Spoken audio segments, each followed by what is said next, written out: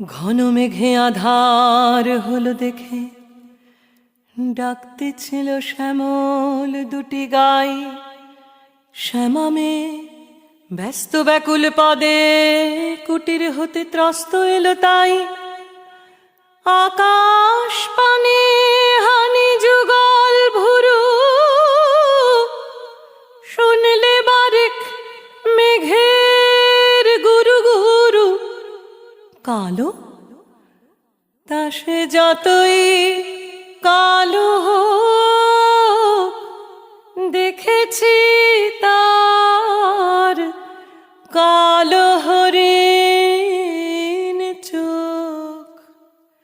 কৃষ্ণকলি আমি তারে বলি,